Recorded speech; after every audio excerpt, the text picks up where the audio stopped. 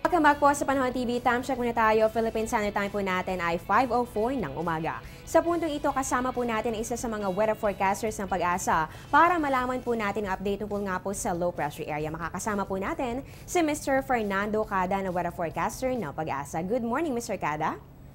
Good morning din sa iyo at magandang umaga rin sa ating mga taga-subaybay na maagang bumabangon para malaman ang lagay ng panahon. Mr. Cada, kadalasan po kapag may mga weather disturbances, kagaya po ng mga low pressure area o kaya naman po ay bagyo, nababanggit po ng mga forecasters ang tungkol po dito sa tinatawag na Coriolis effect. So paano po ba ito nangyayari at ano po ba ang epekto nito sa galaw ng mga low pressure area o kaya naman po ay ng mga tropical cyclones? Para sa kalaman ng ating mga kababayan, meron tayong tinatawag na technical term. Ito ay yung Coriolis effect o Coriolis force. Ito ay isang klaseng force na kung saan ito ay apparent forces o parang isang force na hindi natin nakikita dahil sa pag-ikot ng mundo o yung sa Earth's rotation. So, ibig sabihin po nito, pag tayo ay nandito sa Northern Hemisphere, ang tinatawag nating Coriolis force o yung Coriolis effect ay nade-deflect ang hangin papunta sa kanan. Samantala, pag nasa Southern Hemisphere naman tayo, ang galaw ng hangin, ang deflection niya ay papunta sa kaliwang bahagi.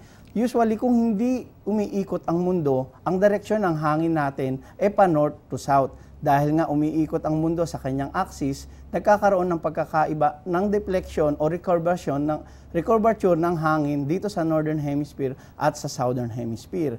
Katulad ng mga nakikita natin na high pressure area, low pressure area. Sa Northern Hemisphere, ang low pressure area, ang ikot niya ay counterclockwise na makikita natin sa figure at ang high pressure area sa Northern Hemisphere ay clockwise. Kabaliktaran naman yan sa Southern Hemisphere. Kung titignan natin ang pagko-compare dito sa dalawang bagyo na ating ipapakita, so ito ay yung bagyo na nasa Northern Hemisphere at sa Southern Hemisphere, makikita natin ang hangin pag may bagyo ay counterclockwise sa Northern Hemisphere, katulad dito sa Pilipinas, at kung magkabagyo naman sa Southern Hemisphere, dahil pa rin sa epekto ng Coriolis force o Coriolis effect, ito ay clockwise o katulad ng nakikita natin sa figure. Ang Coriolis ay diniscover ng isang French scientist na ang pangalan niya ay si Gaspard Gustave Coriolis. Siya ang una nakaalam ng epekto ng isang bagay kung ito ay umiikot, katulad ng mundo. Kaya ang ating weather disturbance, pag may bagyo, ganyan ang ikot o takbo ng hangin o sirkulasyon pag sa Northern Hemisphere at sa Southern Hemisphere. Okay, so ayan po, dagdag kaalaman po para sa ating lahat ngayong umaga. Ulitin ko lamang po ang tungkol dito sa nabanggit ni Mr. Cada, kapag po sa Northern Hemisphere ang ating pong hangin ay nade-deflect, yan po ay pakanan. Samantala kapag po sa Southern Hemisphere, yung hangin naman po natin ay nagde-deflect, yan po ay pakaliwa o pa-left side. At dahil nga po sa pag-ikot ng ating mundo, yan nga po yung nakaka-apekto dito sa takbo ng ating hangin. At kapag po sa Northern Hemisphere, katulad po dito sa atin sa Pilipinas, ay ang takbo po ng mga bagyo ay counterclockwise at kabaligtaran po nito sa Southern Hemisphere kung saan ang mga bagyo naman po ay umiikot, yan po ay pa-clockwise. So ayun po, tandaan po natin yan at ay dagdag po natin yan sa ating mga natutunan dito po yan sa Panahon TV.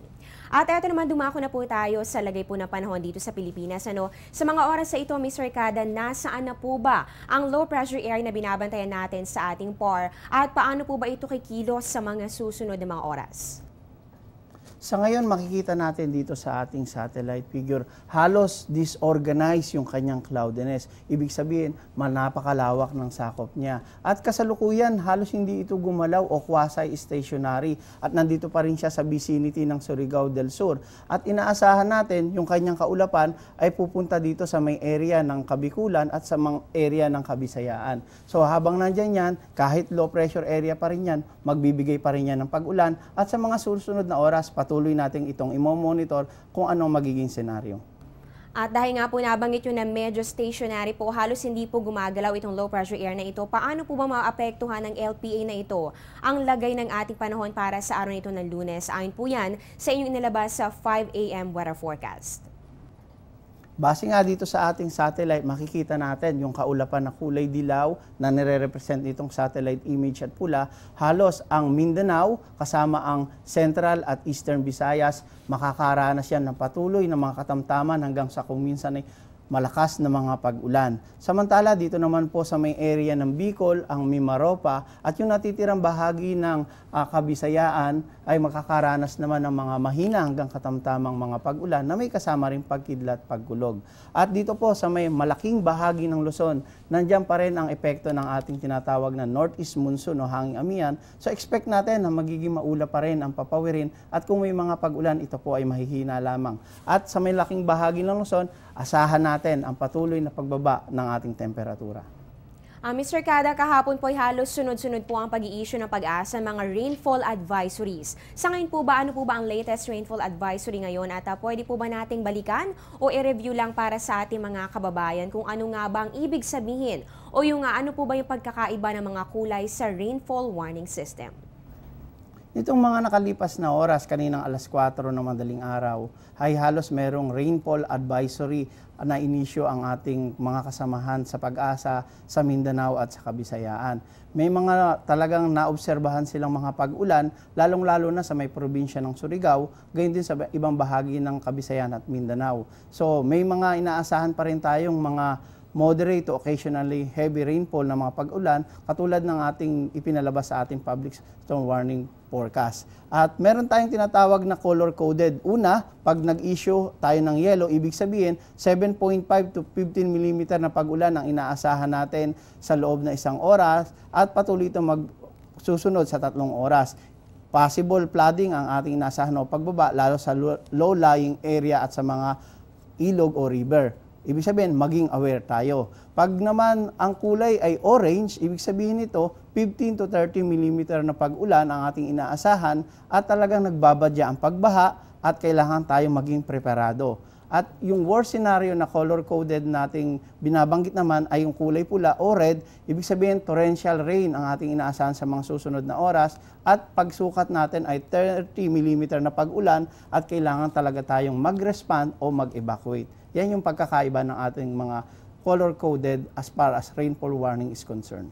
And patuloy po nating babantay ng mga ilalabas sa mga advisories ng Pag-asa para po sa ating mga kababayan, lalong-lalo na para sa mga areas na direkta nga pong nakakaapekto o naapektuhan ito po nga low pressure area na binabantayan natin.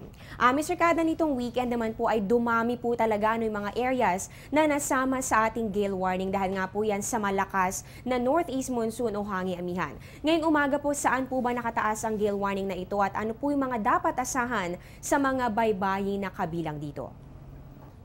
Dahil pa rin malakas ang ating tinatawag na surge ng ating northeast monsoon o yung pagbugso ng ating malakas na hanging amihan, makikita natin talaga dito sa malaking bahagi ng Northern Luzon at dito sa may area ng seaboards o baybaying dagat ng Kabisayaan at gayon din sa may ibang baybaying dagat dito sa Mindanao, particular dito sa may Caraga region, sa may Davao, may mga nakataas tayo na gale warning. Ibig sabihin, maalon hanggang sa napakaalong karagatan.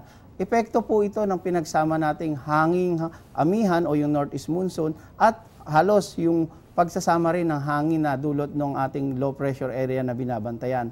Kaya ang ating payo na kung saan nakataas ang ating gale warning, huwag po munang maglayag, lalong-lalo na nga po kung maliliit sa nasasakyang pandagat ang ating gagamitin dahil nga po maalon hanggang sa napakaalong karagatan ang mga nasabing baybaying dagat. So ayan po, okay po, naintindihan po natin na kaya po pala kasama rin sa gale warning ito pong ilang areas ng Visayas ay dahil nga po ito sa epekto na rin po ng lakas ng hangin na dulot nito nga low pressure area at hindi lamang po dahil sa hanging amihan. Ay maraming salamat po Mr. Cada sa ibrahang impormasyon tungkol sa lagay ng ating panahon. Meron ka na lang po ba nga reminders o kaya naman po ay mga paalala para sa ating mga manonood lalong-lalo na at ngayon nga po ay meron tayong binabantayan na isang sama ng panahon? Para sa ating mga kababayan, hindi po ibig sabihin na kung saan wala tayong bagyo at low pressure area lamang. Kahit low pressure area po lamang ang ating prevailing weather system, magbibigay po talaga ito ng mga pag-ulan at kung minsan ay malakas at magdudulot pa rin po ito ng mga pagguho ng lupa at mga pagbaha. Kaya ang payo po natin, sundin po natin ang ating local government unit o yung po mga provincial o local na disaster managers kung kailangan talaga nating mag-evacuate kung talagang nandyan na ang malalakas na mga pag-ulan. Ay natunghan nga po natin si Mr. Fernando Cada na weather forecaster ng Pag-asa.